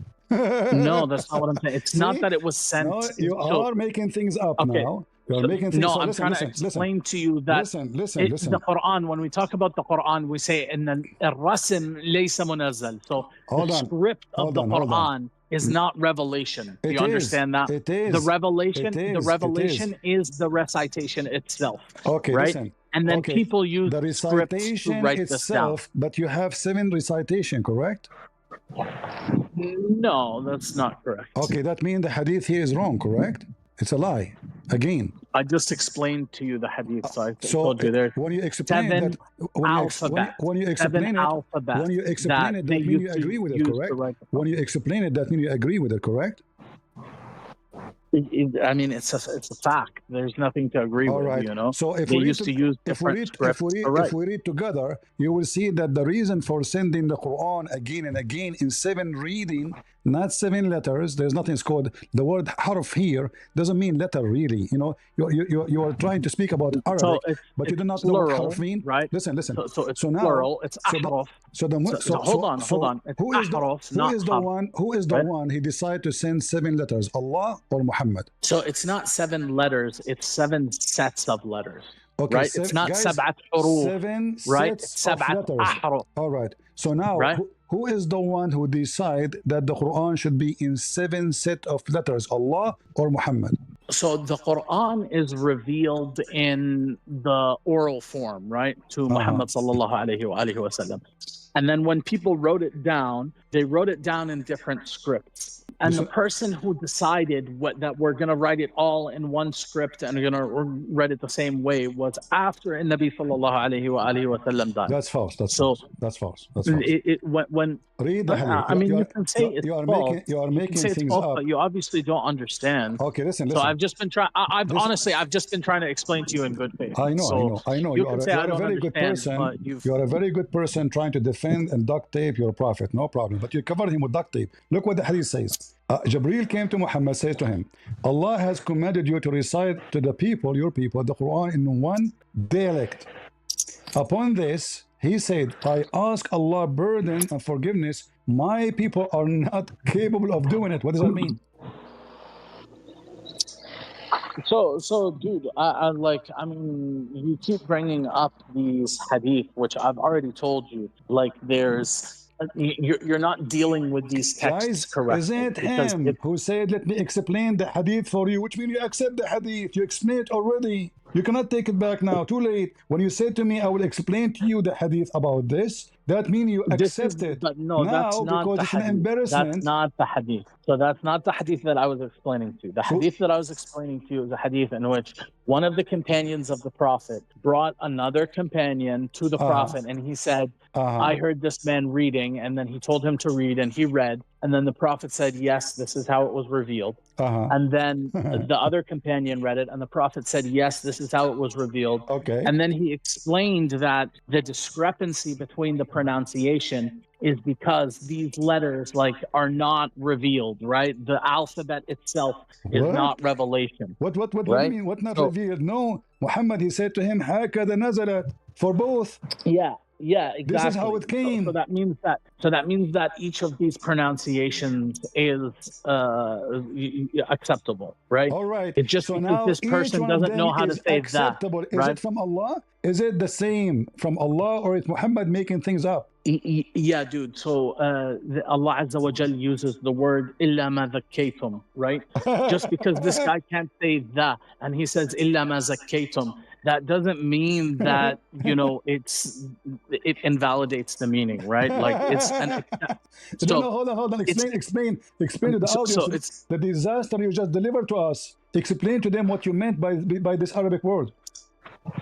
Okay, so the pronunciation is as like a matter of brute fact and human nature, it's going to deviate, right? We're not going to be able to pronounce the thing, like the same thing the same way throughout generations. Even with 2 or 3 people, you're going to have deviations in pronunciation. So you and are this saying is something that is acceptable. So you are saying to me and you reading this verse in the Quran, we will not have the same reading. Are you sure? So we can try to be faithful to the pronunciation that we learned, right? But there occur deviations in pronunciation. It's like just a reality. So Allah, he did not do that. It is the people who did that, correct?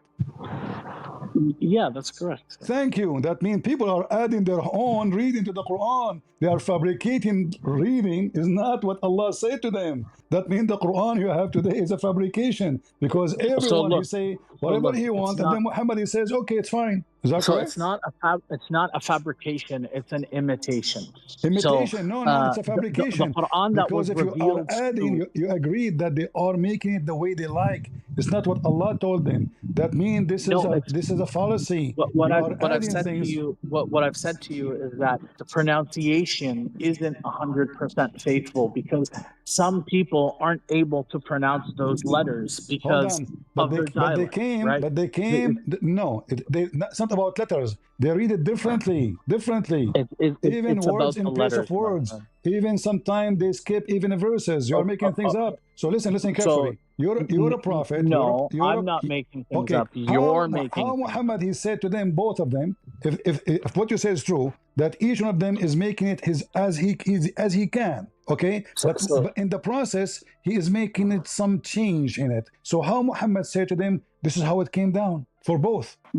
Yeah, because the discrepancy between their two readings was a slight difference in pronunciation. It doesn't Because matter each of if it them, is. because It each should of them be. was reading. Just It sh- hold on. Each of them was reading from a different set of letters. They were using different letters to read My friend, this the Arabic Quran. language have only the same letters. What are you talking about? What set letters? So Okay, the guy, no, but if what I'm saying Allah, now, the okay, Arabic is it language has Allah? these So letters, listen right? carefully. Is it Allah who sent it in 7 way, or those Muslims they made it 7 way? Allah Azza wa Jal revealed a book in recitation form, right? In the form of recitation. Is it That's one what way? was Is revealed. it 1 way He or didn't 7 way? reveal Allah, when he Allah didn't he reveal a revealed, way of writing it. when Allah he revealed, did he reveal it in 7 ways or 1 way? No, he revealed it in one way. Thank you. So now the 7 ways is the innovation of the Muslims, correct? Yes, because it's the innovation of the Thank humans you. who Thank made you. the Guys, letters, did you right? hear it? Did you hear it? This is the Muslim. They are adding to the Quran, and just Muhammad agreed with them. He said, okay, this is how it came down. That means Muhammad is lying. No, dude, you're not understanding, right? No, The human you beings just say that the created Muslims the are writing adding system. things, and Muhammad he said to No, them, that's not what I've said. You're hearing what you want to hear. no, you So said.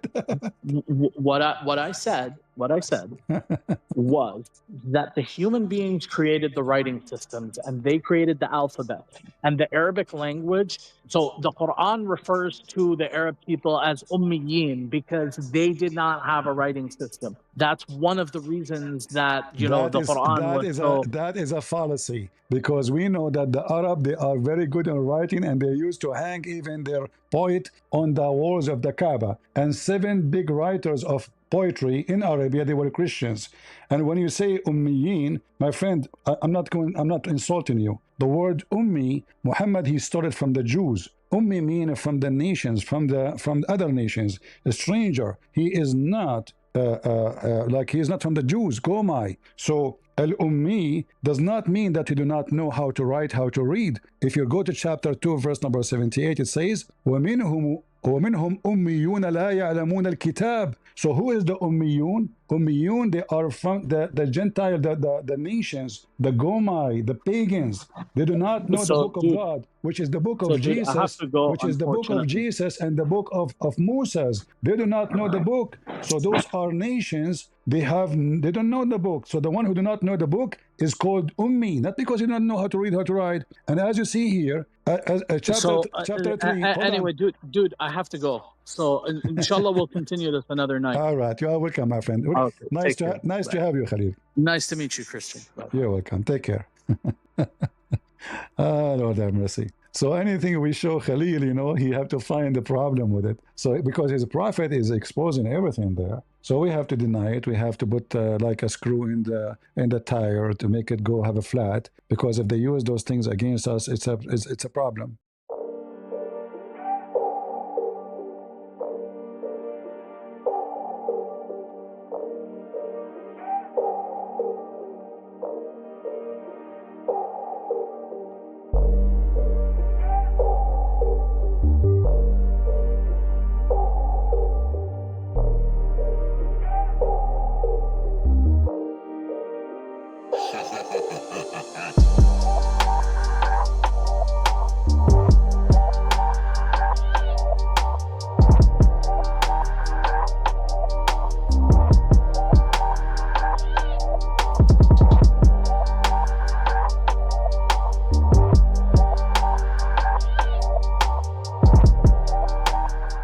Thanks guys for watching. That was the end of the whole debate. I really hope you have enjoyed, guys.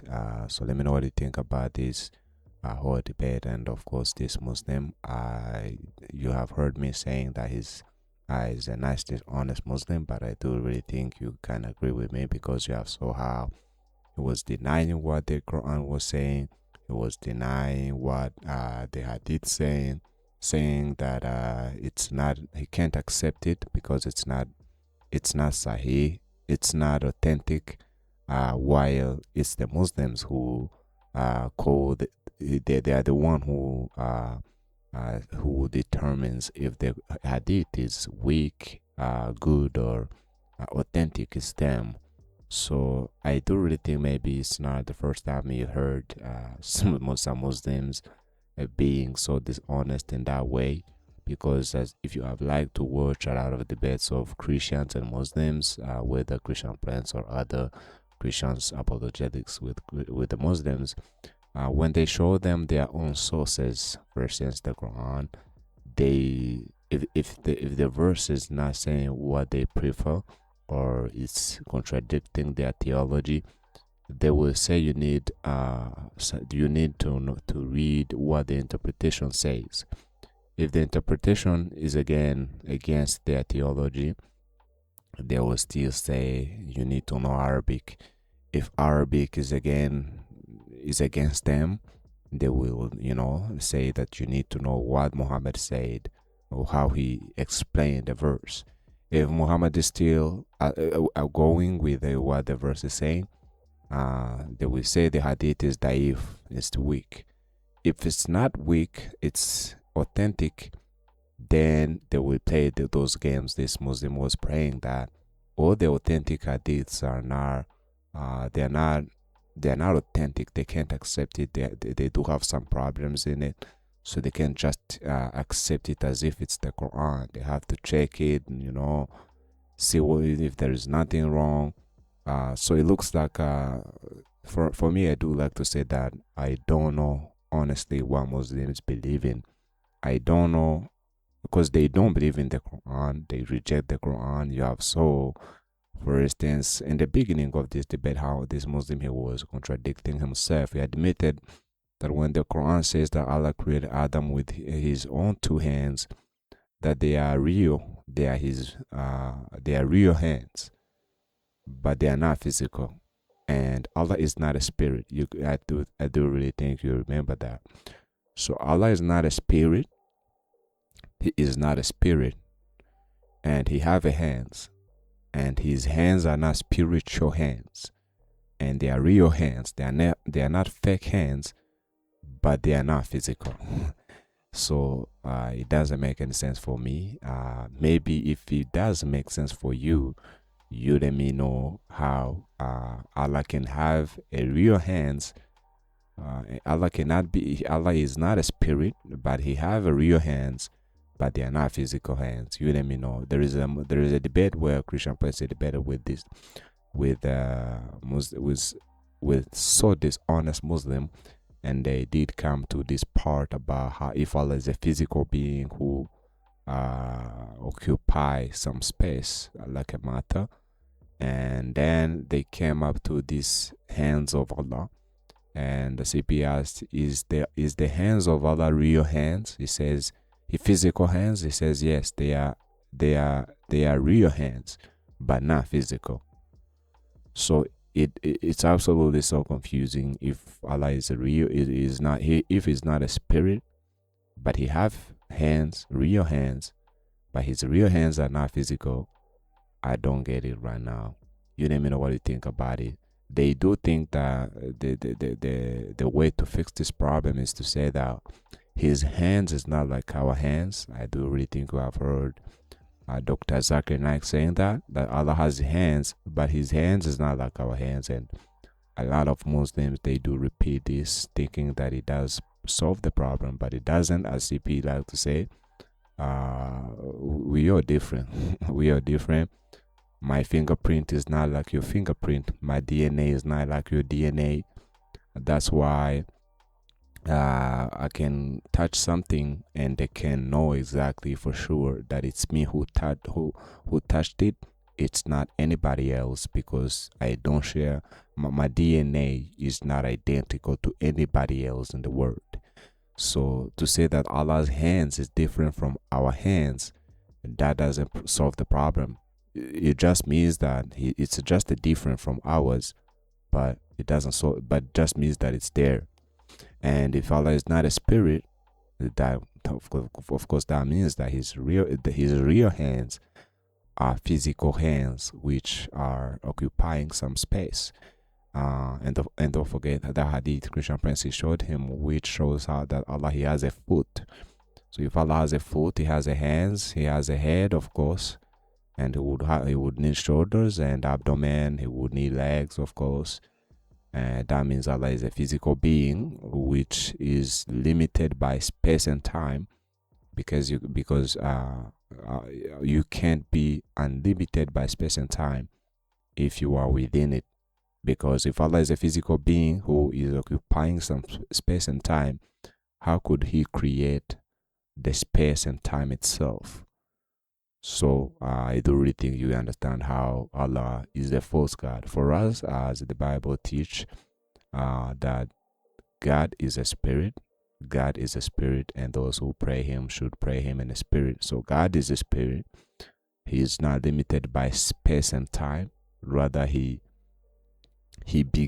created the space and time itself. So he didn't need to be in space and time to create it. He's outside of it. He created it. But for these Muslims, Allah is a physical being. He has a physical body. He is occupying space and time, as you guys know in the physics. I'm not a physician, but you know, it's sort of the internet, you know, space and time are together. It's called time and space continuum. So space and time, they are together, as you guys know. You know better than me. And so if Allah he is just in space and time, there is no possible way he could have created the space and time itself. Therefore, he's limited like us. He can't be our God. So you let me know, guys, what do you think about this Muslim in the video. They talked about a lot of things, about how there are different Qurans, about seven recitations of the Qurans. You remember how this Muslim he translated the verse, I think that was chapter 3 verse 3 himself from Arabic to English. And Christian Prince was showing how Google translation use Muslim translation. It doesn't really translate accurately.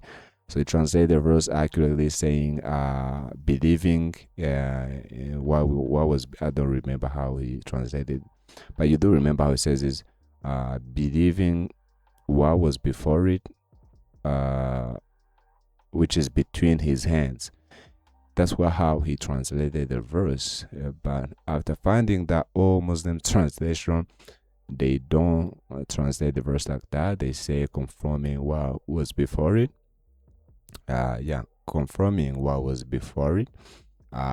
He started trying to contradict himself, saying even though he says believing in what was before it, which is in his hands, it just means confirming what was before it. And that, let me say that for me, it did expose how dishonest he was, because he contradicted himself. He translated the Quran himself, and then he was trying to, after finding that other Muslims, they don't translate the verse the same he translated it, which is exactly how the Arabic says, he tried to go against himself. So for me, that's when I was like, yeah, this dude, even though he's nice, but he's dishonest. And honestly, as you guys know, it's impossible to be honest and be Muslim at the same time. You can't defend Islam if you are honest. It's impossible. And you can't be Muslim and be honest at the same time. Yeah, because they will always show you some references about what Muhammad did, and you will know in your heart that it's wrong. And because you want to defend it, you would need to be dishonest to defend Muhammad. So that's why you can't be honest and Muslim at the same time. As they like to say, honest Muslim is an ex-Muslim. You can't follow Islam while you know that Muhammad he slept with a 9 years old girl. He had slaves. He said, as you guys know, hadith, I was commanded to fight those who don't believe in Allah, and to fight them so long until they testify that there is no God except Allah. He said how in the Quran he is the one who brought it, saying that you can beat your wife if you feel disobedient. You can divorce. You can divorce women who are too young to menstruate. That, of course, that means there are those little girls who are too young to, who haven't got the periods. I mean, that is absolutely from evil. But for Muslims, especially more women, they do even try to defend such a kind of things. For me, sometimes when I'm listening to, for instance, some Christians and Muslim maybe talking specific about that immoral things of Muhammad, and then Muslims try to make it look as if there was nothing wrong back in the time. I sometimes lose patience to listen to them. I don't know, maybe I do need to learn to be patient and try to listen. But sometimes when I'm listening to person trying to defend Muhammad having sexual relationship with the 9-year-old girl Aisha, I'm like, I be like, I can't listen to these kind of things. I'm like, no. I mean, maybe others can listen to it, but yeah, this is too much. So you guys let me know what you think in the comment section about this Dishonest Muslim in the comment section. Please hit that subscribe button if you haven't. Share this video whatever you want. Subscribe if you haven't. Let me know if you think I can do some changes in this kind of videos. Yeah, as I said, don't forget to check those links in the description. Official YouTube channels of Christian Prince himself, they are there in the description. So thanks guys again. I hope you're doing great. So take care and God bless you all.